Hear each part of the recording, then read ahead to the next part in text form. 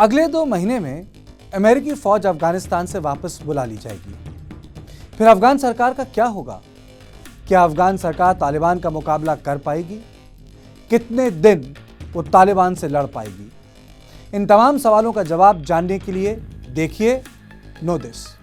मैं हूं कार्तिकेय शर्मा। अमेरिका की खुफिया एजेंसी की रिपोर्ट में चौंकाने वाले तथ्य सामने आए हैं। रिपोर्ट के अनुसार अमेरिकी फौज हटते ही अफगान सरकार 6 महीने में गिर जाएगी।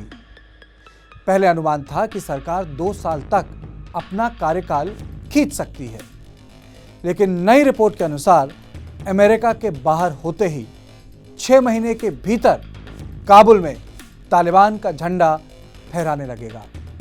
तालिबान पिछले 1 साल में अफगानिस्तान के कई जिलों पर कब्जा कर चुका है। तालिबान का खौफ इतना है कि सरकारी फौज बिन लड़े अपने हथियार और गाड़ियां मैदान में छोड़कर भाग जाती हैं। 3,500 से आधे सैनिक अमेरिका वापस लौट चुके हैं। जो बचे सैनिक हैं 11 सितंबर से पहले अमेरिका लौट जाएंगे। तालिबान पूरे अफगानिस्तान में बेखौफ घूम रहा है। पहले तालिबान ने दक्षिण अफगानिस्तान और पाकिस्तान से जुड़े इलाके पर कब्जा जमाया। अब तालिबान अफगानिस्तान के उत्तरी इलाकों में कब्जा कर रहा है। हाल फिलहाल में तजाकिस्तान और अफगानिस्तान सीमा पर कुंदूज की एक चौकी पर तालिबान ने कब्जा किया था। तजाकिस्तान का कहना है कि उसने 134 अफगान सैनिकों को शरण दी है। लड़ाई में 100 लोग भी मारे गए। इस वक्त तालिबान मज़ार शरीफ शहर की सीमा पर काबिज है। ये बड़ी चिंता की बात है। एक तो ये जिले काबुल के पास हैं और दूसरी तरफ ये इलाके तालिबान के गढ़ नहीं हैं। यानी तालिबान का यहाँ मजबूत होने का मतलब अफगान सरकार का कमजोर होना है। सरकारी फौज का मनोबल भी गिरा हुआ है। इनको महीनों से पगार नहीं मिली है। गांव के इलाकों में तालिबान को लोगों का समर्थन है।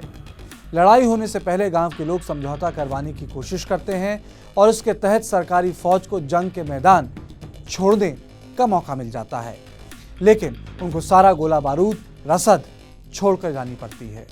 यानी तालिबान को लड़ने के लिए सामान मुफ्त में मिलता है।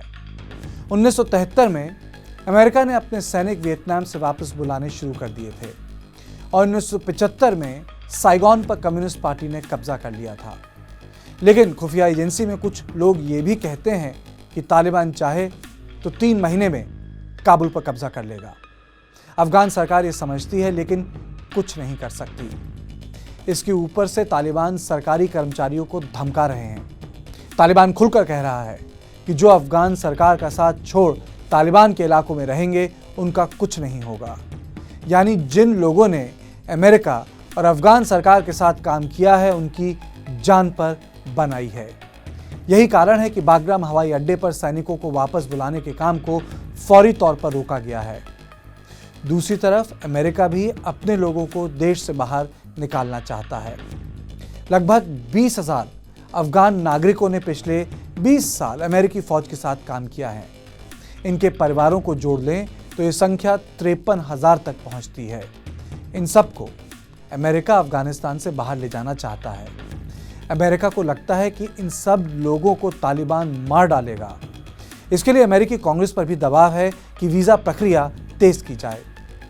दूसरी तरफ अफगान सरकार उन तमाम तालिबान विरोधी जत्थों के साथ काम कर रही है जिन्होंने 2001 के बाद तालिबान के खिलाफ लड़ाई लड़ी थी। इसमें एक बड़ी दिक्कत है। इससे ताकत तो मिलेगी, लेकिन वॉरलॉर्ड्स की ताकत भी बढ़ जाएगी। इन्हीं वॉरलॉर्ड्स के चक्कर में तालिबान ने अफगानिस्तान में अपनी जगह बनाई थी, हुकूमत कमाई थी।